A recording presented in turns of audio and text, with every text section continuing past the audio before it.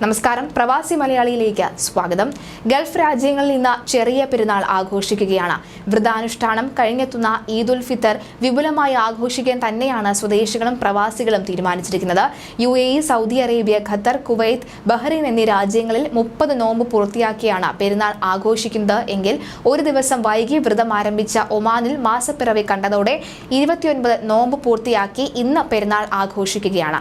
പ്രാർത്ഥനയുടെയും ഒത്തുചേരലിന്റെയും പങ്കുവെക്കലിന്റെയും ആഘോഷത്തിന്റെയും ദിനമാണ് ചെറിയ പെരുന്നാൾ. നീണ്ട അവധിക്കാലം ലഭിക്കുന്നതിന്റെ സന്തോഷത്തിലാണ് പ്രവാസികൾ. പെരുന്നാൾ ആഘോഷത്തിന്റെ ഭാഗമായി സൗദിയിൽ 13 ഇടങ്ങളിൽ വെടിക്കെട്ട് ഒരുക്കിയിട്ടുണ്ട്. പെരുന്നാൾ ആദ്യ ദിവസം രാത്രി 9-നാണ് എല്ലായിടത്തും വെടിക്കെട്ട്. ജിദ്ദയിൽ മാത്രം 2 ദിവസമുണ്ട്. മറ്റ് ഗൾഫ് രാജ്യങ്ങളും പെരുന്നാളിനെ വരവേൽക്കാൻ വൻ ആഘോഷ പരിപാടികളാണ് ഒരുക്കിയിട്ടുള്ളത്. സൗദിയിലും ഒമാൻ ഒഴികെ ഗൾഫ് രാജ്യങ്ങളിലും റമദാൻ വ്രതം മാർച്ച് 11-നായിരുന്നു ആരംഭിച്ചത്. ഏപ്രിൽ 9 മുതൽ 4 ദിവസമാണ് സൗദി സ്വകാര്യ മേഖലാ സ്ഥാപനങ്ങൾക്കുള്ള പെരുന്നാൾ അവധി. അതേസമയം മക്ക പള്ളിയുടെ മുകൾ നിലയിൽ നിന്ന് താഴേക്ക് ചാടിയ ആളെ പരിക്കുകളോടെ ഹറം സുരക്ഷാ പ്രത്യേക സേന ആശുപത്രിയിലെത്തിച്ചു.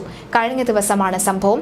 ചാടാനിടയായ കാരണവും ആളെക്കുറിച്ചുള്ള വിവരങ്ങളും ഉൾപ്പെടെ ഔദ്യോഗിക വിശദാംശങ്ങളൊന്നും തന്നെ സുരക്ഷാ വിഭാഗം പുറത്തുവിട്ടിട്ടില്ല.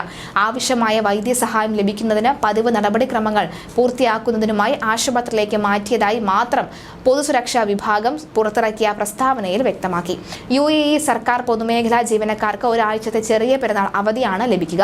വാരാന്ത്യം അവധി ദിവസങ്ങൾ കൂടി കണക്കിലെടുക്കുമ്പോൾ ആകെ 9 ദിവസത്തെ നീണ്ട അവധിയാണ് ലഭിക്കുന്നത്. ഏപ്രിൽ 8 തിങ്കളാഴ്ച മുതൽ ഏപ്രിൽ 14 ഞായറാഴ്ച വരെയാണ് അവധി ലഭിക്കുക. ഏപ്രിൽ 15 മുതലാണ് പ്രവൃത്തി സമയം. UAE സ്വകാര്യ മേഖലയിൽ ജോലി ചെയ്യുന്നവർക്ക് 4 ദിവസം പെരുന്നാൾ അവധി ലഭിക്കും. റമദാൻ 29 തിങ്കൾ മുതൽ ഷവാൽ 3 വരെയാണ് അവധി ലഭിക്കുക. മാസപ്പിറവിയുടെ അടിസ്ഥാനത്തിൽ ശമ്പളത്തോടെയുള്ള അവധി ദിനങ്ങൾ 4-5 ലഭിക്കും. ഏപ്രിൽ 9 മുതൽ 14 വരെയാണ് കുവൈത്തിൽ അവധി.